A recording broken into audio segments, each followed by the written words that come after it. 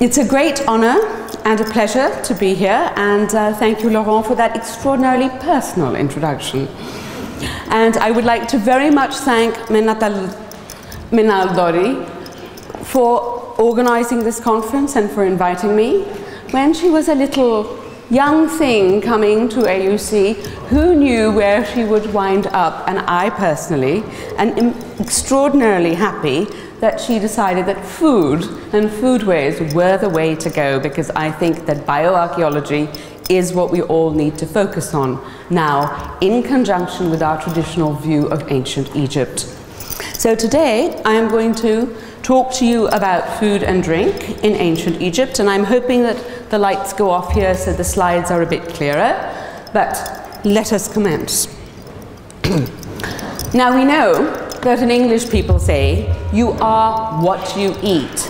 And certainly the most brilliant of French scholars of food and gastronomy, Savarin, who has been invoked more than once today, said, dis-moi ce que tu manges et je te dirai ce que tu es. And for him, he very appropriately said that the pleasures of the table belong to all ages, to all conditions, rich or poor, to all countries and to all eras, because it mingles with all other pleasures and remains at last to console us for their departure. So you can all depend on food, alhamdulillah. Now, we know that food is crucial for survival in life, as well as being a pleasure, because you can see that certainly some people found it a great pleasure. It is also important for death, because in death we live in ancient Egypt eternally. As I said, it's really very much a source of life, whether it is, and this is appropriate because today is Mother's Day. This lights. Di la'a di. Mumkin? Okay. Anyway, it's a source of life, and you can see that people are ingesting the milk of their mothers, whether it is their normal mother or a divinity. But because you eat it, or you drink it, or you suckle from someone divine, it has transformative powers. So by ingestion, food of different sorts has a magical, powerful aspect to it which will transform you from being a mere human being into someone who is divine. Also, of course, we look at food as a measure of wealth and dominance, because you can see how tax, tribute, and provisioning are all, actually for ancient Egyptians, come through foodstuffs, because that is what is most necessary for survival. Because without food, we would not exist. You have air, you have food and water, and then everything else comes. And these are things that, whether it was in ancient Egypt or whether it is today, this is part of the common humanity that links us all together. Of course, food is also something that gives us identities, whether the British call the French the frogs because of their consumption for frogs' legs, repulsive to some, delicious to others. Often taste like chicken, I've been told. We also have the British, who are known as limeys, because they used to eat the limes so that they wouldn't get scurvy on ships. Nowadays we assume that, we think of Italian. Either you think of pizza or you think of spaghetti, which in fact are both Johnny-come-latelys on the Italian food scene. Sometimes foods are very, very peculiar and are shocking to one. And they are something that, again, as the idea of what or who one is, it gives you a sense of the otherness. So most people here, most, not all, would not necessarily want to eat scorpions or alligators or crocodiles or sea cucumbers. Some would eat snails and others would abhor them. So you can see, some people think, sushi, let's go out and have a lovely time. And other people's mothers in particular would go, raw fish, we're all going to die. So you can see how we are encoded culturally about food. And in fact, nowadays, of course, it's a much more global world. you go to people's closets now and you open them up and you will have soy sauce, you will have sardines, you will have fool, you will have kull haja. But even 20 years ago, if you would open people's cupboards and looked at their cabinets and see what they had to eat in their kitchen, you could probably tell where they came from, what their alliances were. And even now, when you think of your comfort food, often it is something that takes you back to your childhood and to your initial sort of imprinting of your identity. And so food is really very much a part of each human being's identity, whether it is personal or national or even religious. Because you can see that we have certain things that are eaten at certain times. So in England, we have our plum pudding for Christmas, or Christmas pudding. We have the Easter eggs. Sham and Nasim does onions and fish of a certain variety, as well as eggs. And of course, we have kahk and turkeys. So again, there are associations with food depending on when and where we are going to consume it. And all of these things make up who we are, what we are as an individual, as a society, and as an entire culture.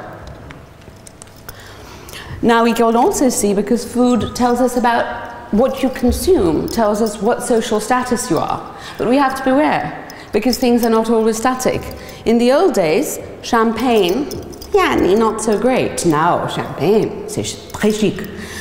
Oysters used to be a poor man's food. You would just dig it out and you'd have it yourselves. Nowadays, oysters are highly priced, depending on where you are. It's €2 for one oyster, or $3.50, unless it's the season. You can eat fugu, which might kill you if you don't have it properly and it's not well prepared. So again, it's a high status food, and if you consume it, it says that you are a very high status person, and also that you are of the elite who are brave and adventurous. Similarly, we have caviar, fish eggs to some, and pearls of the sea to others. So from looking at what people eat, you can also find out what social status they might have had. Social distinctions based on food were even very much the norm for the ancient Egyptians to depict. So you will see them. Here we have people sitting with different amounts of food. This is okay, there are two people here, there's one person here. But if you look at what's on the table, you can see that the poor lonely person only really has bread, and the other person has diversity with vegetables and the odd tiny bit of meat. So we can see how even in tomb art, which of course, given the caveat, you can't always believe what you see, it is presenting a certain ideal and a rhetoric, but you get a sense of what the Egyptians thought was important and was giving you a sense of social status, which is also mirrored by clothing, heights of tables, whether you have a mat to sit on or not. Here with the tomb of Horemheb, you get a very good idea by seeing how much food each person has in front of him as to who is considered the most important person in the room. So by studying food, there are a myriad of things that we can learn about from, just using all of these tools to learn about a culture, a civilization, a religion on a variety of levels. Food is not just a manifestation, but also of a people, but also a way of studying the history of technology. And most people take fire for granted, but I'm quite impressed that someone started to think of, oh, we can make it, or it happens by lightning, and then you have to rub these sticks or these stones together for ages, and then you have to think of cooking something on it. Think of how many people got burnt fingers doing this in the initial stages. How things like trade, colonial interaction, one culture imposing itself on the other, immigration, intermarriage, intercultural relationships, which now are popularly called entanglements, but it always makes me think of hair, so I don't like to use it. But all of these things, how they have really changed the face of cultures. Traditionally, when you thought of Britain, you thought, oh, British food, fish and chips, roast beef and Yorkshire pud. Now, if you look at British food and websites and you say British national dish, it's chicken tikka masala, which is not known in the subcontinent, but we created it to make all those people happy. So they felt that they had a bit of the East, a bit of the West, and could be very brave eating things that they thought were spicy but really aren't. So, culinary entanglements are quite an interesting thing though, because they are also showing you how layers of connections grow, how things change, how cultures adapt to one another. So we have, especially in Egypt, we know we have the Assyrians, the Persians, the Nubians, the Greeks, and various other entities coming through, and the Libyans. So foods, the kind of food that comes in, the tools that are used to create the foods, as well as recipes that come about, are things that help change a culture, adapt a culture, and in fact, adoption of food expresses a kind of mental flexibility and an opening of your rigidity, cultural rigidity in a way, by accepting a variety of things. So, food is very integral to our lives and to a study of a culture, but you know, you eat it and khalas. So, how do we study the ephemeral? And there are a variety of tools that we can use to study ancient Egyptian food. Of course, we have texts and offering lists, whether they are receipts or taxation or stories. We have art, I use the term loosely, but 2- and 3-dimensional representations where you can see we have a nice bit of cattle over here. You have people eating, as well as you can see when and where and how they eat. What is the context of your consumption? We have images of these cattle, in some cases happily being force-fed, basically from the veal stage to the older stage.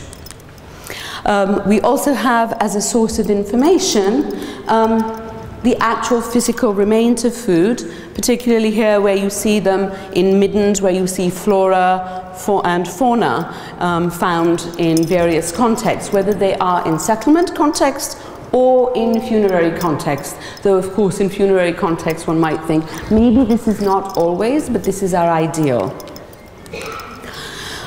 Looking at bones in particular, which I'm very fond of, we also can look at butchery marks, so you can start seeing how animals were disjointed, how actually food was produced. So you can go from production, from the basic point of production all the way to cooking and consumption, as well as looking at mummies, where you see their bones to see if you have Harris lines. You look at their teeth for enamel hyperplasia. You can see, using isotopes, you can study where people came from, what they drank, what they ate, their origins. It's extraordinary. By what you have put into your body, you can find out about a group of individuals. And of course, coprolites, which might not always be pleasant to deal with, are also a very useful way of seeing what people actually ate and what diseases these things actually brought to them. A source that is particularly Egyptian and that no other culture has is Victual Mummies. I know that the Americans pride themselves on their barbecued ribs, but I would like to tell you, and I'm not Egyptian so no one can accuse me of nationalism, but barbecued ribs were invented in ancient Egypt, just like everything else worthwhile. Victual mummies are pieces of meat or poultry that is particularly prepared for the tomb, so that it will in fact feed you for eternity. Tutankhamun, a growing boy, had over 42 different types of victual mummies in his tomb. Here we are, and they tend to be only in the Valley of the Kings. There are 1 or 2 examples that are exceptions. Here we are going down to KV 60, and you can see where we have this is a foreleg of rather a young veal, and in fact you have it both in a way of an offering that is delicious to be consumed, but it also has a symbolic value for the ancient Egyptians because the setepet is there. The foreleg has many metaphoric, symbolic meanings for the ancient Egyptians in a variety of ways, which I will not get into right now, but if you want to know, there are many articles and you can read choice cuts. We also can look at tools, such as places where where grains were ground, and look at pots where things were stored in. So you have residue analysis, you can look at lipids, and all of these things are now more modern tools that we would like to be able to use here in Egypt to actually analyze and learn more about food production in a more detailed way. To add to this, of course, we use experimental work, ethnographic work, and ethnohistoric work. Obviously, giving the caveat that if it happened in the past and we're still getting the product today, it doesn't mean it's the same way it always was happening, but we should look at the ways in which people do things and then check the evidence so that we can see what models work and how we can come up with a working idea of how things were actually created. Now, having given you a brief background as to studying food and its importance for any culture, I will just take you on a brief little foray through the different types of food that the ancient Egyptians ate and what made them feel capable of, as Richard and Claire have talked about earlier, building the pyramids, and I would also add to it, conquering both in the north and the south. Sorry, Arthur. And in fact, having a civilization that has lasted, alhamdulillah, thus far, 5,000 plus years.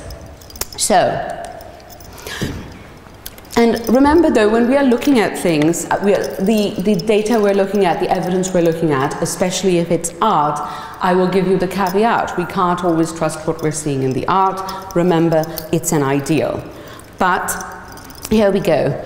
It was not everyone's diet, and of course there is a great deal of variation from the rich to the poor, as well as what people liked or disliked. Just like now, some people don't like certain foods. So there we are.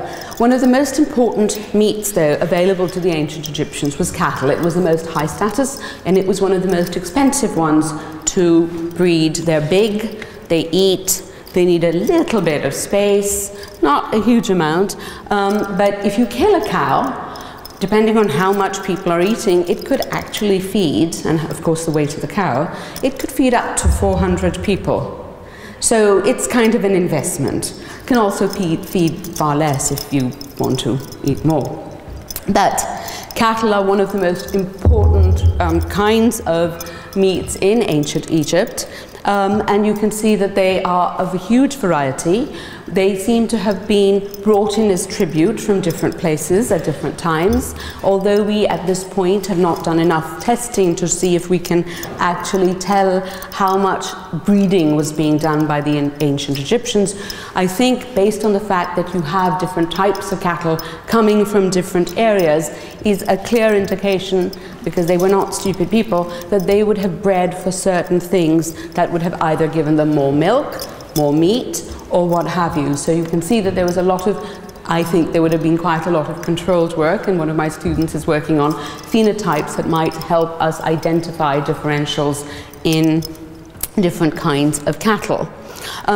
You don't just, you can let them roam, but when you want to eat them, you fatten them up. And of course, in the ancient world, fat was a good thing, because we didn't have that much fat. We had no Hostess, we had no Twinkies, and we had no Nola cupcakes. So basically what you needed was, fat was a very important component for people, especially if they were working hard.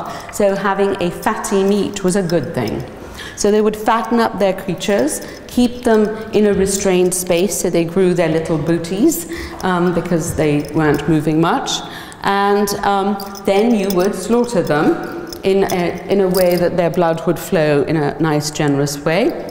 And then you would butcher them after basically using the foreleg to pump out the blood so they didn't spoil. Because of course in a hot country, particularly if you're going to be making a slaughter between, say, March and end of October, things would spoil much faster than at any other given time. We also have tools of different types, whether they are knives, sharpeners, or flint tools that were used for this activity. You can see how the meat was jointed up. You have different levels of what was considered good, which is the most setebet, the best choice cuts, what is given to the gods, what is given to the gods and then taken away, and the priests say, let's have lunch. and things like that. So it's quite an interesting way of trying to look through and see what is available for the ancient Egyptians. And sometimes, of course, we know, and certainly from Old Kingdom texts, from Abu Sir, we know when things are going, who gets which bit of meat, which gives you a sense of status as well, and rank. And of course, you know that people can't always finish it all up, so it gets passed on and enters into the economy in a larger way. Of course, if you decide you're not going to share your cow, it means once you've killed one, you have a lot of meat. You don't have a fridge. So these are the people, the ancient Egyptians, who made basically biltong or dried meat, pemmican, various types of dried meat. And you can see here in the back where they have pounded some of the meat and hung it up. And if you put salt on it, as I have tried, it works beautifully. Even the flies don't go there. And it is edible up to a year later, as I have found, and so have my friends, who are still my friends and still alive. You can see that all different kinds of meat or bits of the animal were consumed, so insides as well as outsides. And as much as you can see people eating liver, you can see lungs, you can see stomachs, all of these things are being served up by the butcher for people to eat. Now, pigs.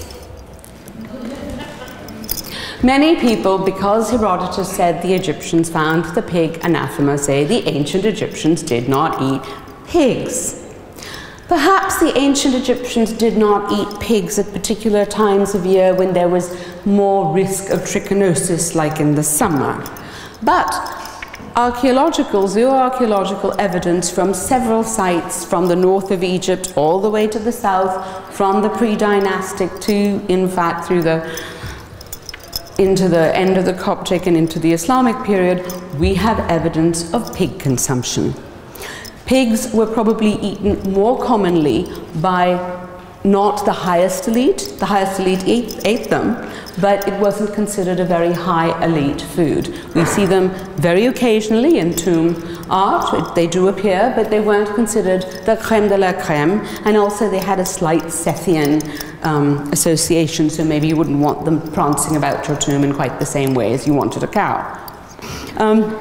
Of course, to make these wines and fortify them, one can use sweeteners, and the ancient Egyptians had sweeteners which they used in cooking, in baking, in what have you, and of course the honey from bees is one of the most important and hard to gather sources, but you can see that the hives and the bees were featured on tomb walls, and mentions are made of them, whether they are in tributes in the 18th dynasty or even before. We have images from the Old Kingdom showing beekeeping, and to some extent some of the beehive forms have not changed through the centuries. Now they have, sadly, and you get the little houses, but you still in the Delta have places where there are more traditional types.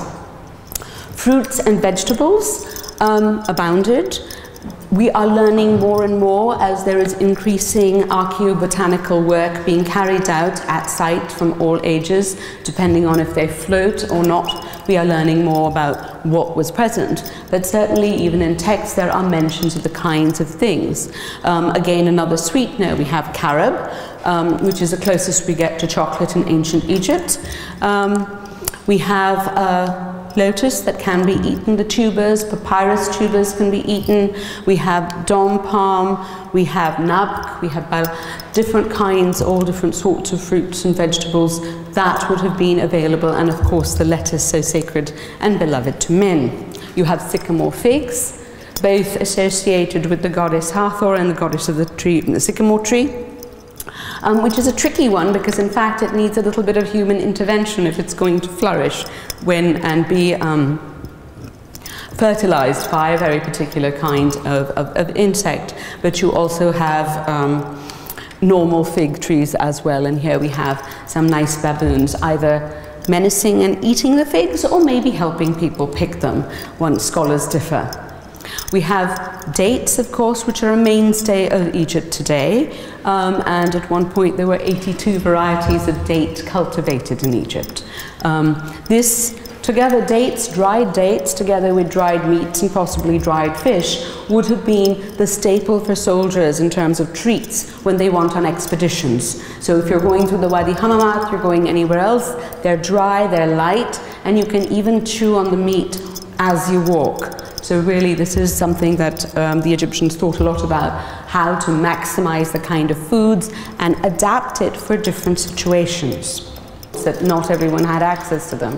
But these are all parts of the way we need to look at this material in order to flesh out our understanding of the ancient Egyptians. Now, how did they cook? Unfortunately, there are not many recipes that we have. We have one or two, and the rest we have to try and work backwards through, look at the few images they have where they show you step A, step B, and then they're eating them. So you don't know what happened in between. It's sort of like the way sometimes one's mother says the recipe, well, you know, you leak a little bit of this, and then you do this, and then you can eat it. And you're thinking, there's a lot in between that I don't know. But because she does it so automatically, we have no idea. And for the Egyptians, they often assumed you would fill in the blanks in the images or the texts. We know that they were big on grilling, so this tradition continues on. They would probably cook in fat or oil. They would flavor with spices, or they certainly could flavor with spices. These are sometimes very hard to detect, even using what is available to us today in terms of chemical testing.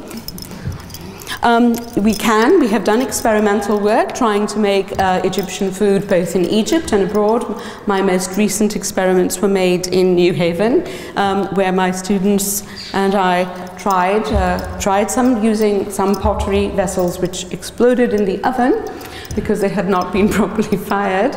But you can see that we can experiment, we can try to come up with what might have been in an ancient Egyptian meal, and what we have made, if you can test its residues against ancient ones, we might be able to move towards the truth and see where we are going.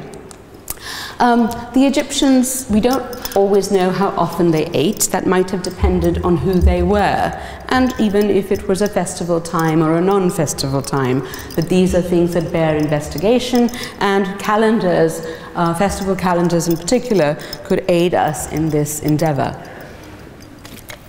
We have seen them at banquets, either sitting on the floor or seated at small, low tables, much as you would even see in the Arab houses until recently.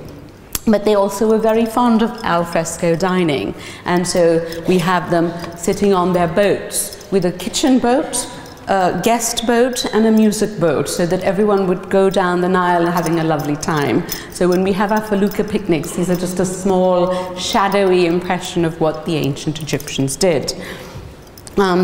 You also can see them dining en famille. You don't see that many images of them actually eating. There are a few. You see more people drinking. Akhenaten was very big. His entire family was very big on eating and drinking, where the princesses are often seen stuffing their faces with poultry, and he is eating the first sikh kebab known to us. And of course we have the formal banquets. But regardless of where they were, the ancient Egyptians were very conscious of the fact that food was of prime importance to them. They needed it to live, but it also was a defining factor in who they were, what their culture was, and what their religious expressions were. Thank you very much.